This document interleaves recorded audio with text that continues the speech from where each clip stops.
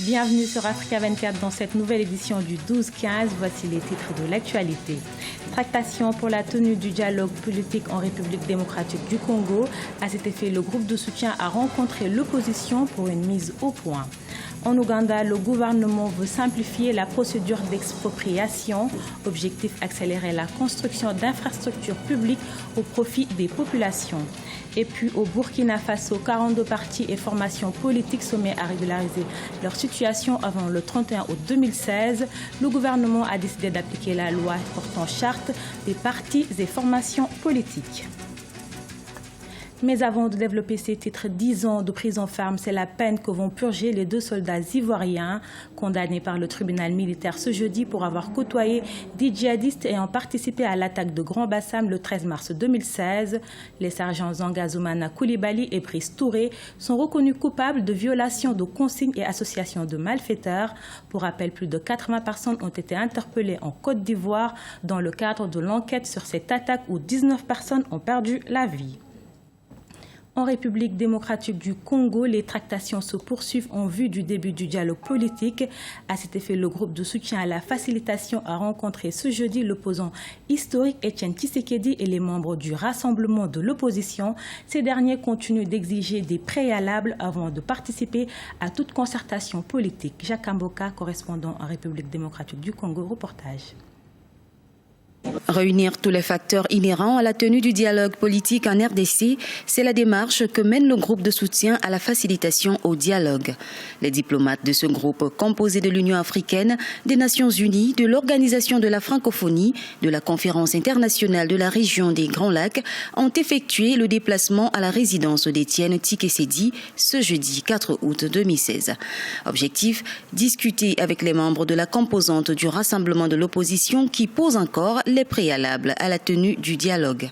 Il s'agit, 1. de la transformation du groupe de soutien à la facilitation en groupe international de facilitation. 2. L'inopportunité d'avoir un comité préparatoire. 3. La décrispation effective de la situation politique par la libération immédiate et inconditionnelle des prisonniers politiques. Le rassemblement de l'opposition maintient sa position sur le facilitateur.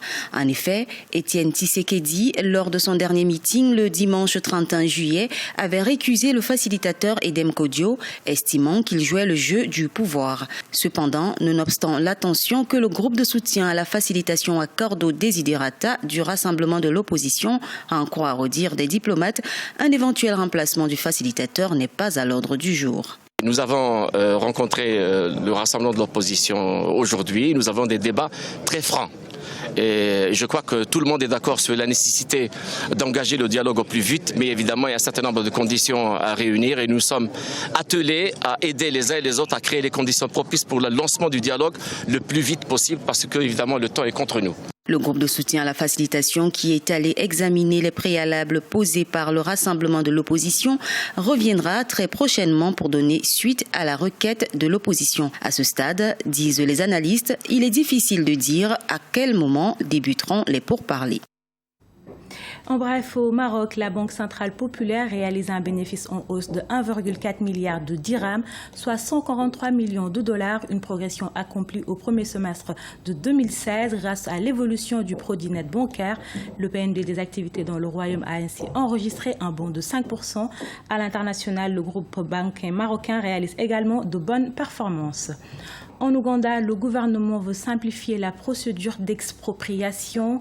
La loi actuelle ralentirait le développement des infrastructures selon les autorités. Toutefois, ce projet est jugé suspect selon les parlementaires qui appellent à son boycott. Corinne Kamdem. Le gouvernement ougandais veut modifier le code foncier. Simplifier la procédure d'expropriation permettra à l'État de faciliter le rachat des terres appartenant aux particuliers dans le cadre de la réalisation des projets jugés d'utilité publique. Selon Betty Amangui, ministre en charge du foncier, du logement et de l'urbanisation, le projet d'amendement sera bientôt soumis au Parlement. Ce nouvel amendement permettra d'accélérer notamment la construction d'infrastructures nécessaires au développement du pays, telles que les routes et autres grands travaux. Nous avons souvent rencontré des difficultés dans le respect des délais d'exécution de certains projets à cause des contraintes liées à l'évaluation, les négociations des prix entre les gouvernements et les propriétaires terriens. Nous sommes conscients du fait que la loi est très claire concernant le droit à la propriété foncière. Nous voulons juste que la procédure de compensation soit plus flexible afin de permettre au gouvernement d'accélérer les travaux d'utilité publique. Toutefois, si les intentions de l'exécutif semblent d'intérêt national, le projet d'amendement inquiète certains parlementaires. Ces derniers ont déjà prévu qu'ils mettraient tout en œuvre pour bloquer la démarche gouvernementale qu'ils jugent suspecte et propice à l'accaparement des terres privées. La terre reste la seule propriété, la seule ressource pour les Ougandais. Donc le gouvernement ne peut pas impunément modifier la loi et s'accaparer des terres qui appartiennent aux Ougandais. Je pense que tous les Ougandais devraient être en alerte. Cet amendement doit être retiré. Des inquiétudes que tente de dissiper la ministre, rappelant que la loi foncière sous sa forme actuelle prévoit des négociations avec les propriétaires et des indemnisations que le nouvel amendement a l'intention de maintenir. Au Burkina Faso, 42 partis et formations politiques ont jusqu'au 31 août 2016 pour régulariser leur situation. Passé ce délai, ils risquent la suspension ou la dissolution. Le gouvernement a lancé ce mercredi 3 août une opération qui vise à mieux organiser le fichier des partis légalement reconnus. Jean-Paul Ouedraogo, correspondant au Burkina Faso, nous en dit plus. Reportage. Au Burkina Faso, 42 partis politiques ont été sommés de se conformer à la loi avant la date butoir fixée au 31 août 2016. Faute de quoi, ils pourraient encourir la suspension ou la dissolution. L'ultimatum lancé le lundi 3 août 2016 par le ministère chargé des libertés publiques vise à assainir le fichier des partis et formations politiques légalement enregistrés au pays des hommes intègres. Une centaine de partis politiques dans un pays au multipartisme intégral comme le nôtre, je ne pense pas que ce soit forcément une mauvaise chose, même si je suis d'accord qu'il faut que les partis animent la vie politique.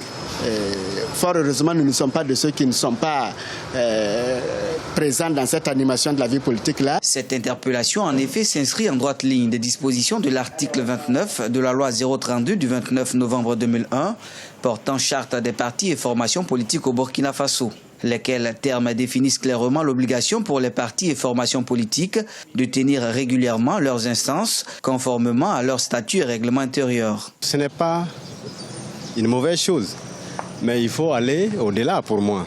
Tenir compte des partis qui existent depuis peut-être 20-30 ans ou peut-être au-delà, mais qui ne pèsent pas, qui ne sont pas suffisamment représentés dans le pays. Voilà, et qui continuent d'exister, parfois même qui bénéficient de certaines subventions de l'État au gré des situations. 145 partis et formations politiques ont été déclarés à ce jour sur le territoire burkinabé. Certains, depuis 6 ans, n'ont pas tenu d'assemblée ou de congrès, selon le ministère en charge des libertés publiques. Face à une telle situation, les autorités entendent utiliser les mesures nécessaires pour assainir la vie politique du pays. Du sport également dans cette édition avec les Jeux Olympiques d'été de Rio 2016.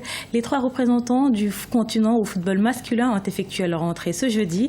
Pour la première journée du tournoi, l'Algérie s'est inclinée face au Honduras 3-2 alors que l'Afrique du Sud a tenu en échec le Brésil, pays hôte 0 partout. Et le Nigeria s'est imposé face au Japon 5-4. Au programme de ce samedi, les équipes féminines de football avec le Zimbabwe qui affrontera le Canada et l'Afrique du Sud fera face à la Chine. C'était le journal de la rédaction. Merci de votre fidélité. Restez sur Africa 24, l'information continue.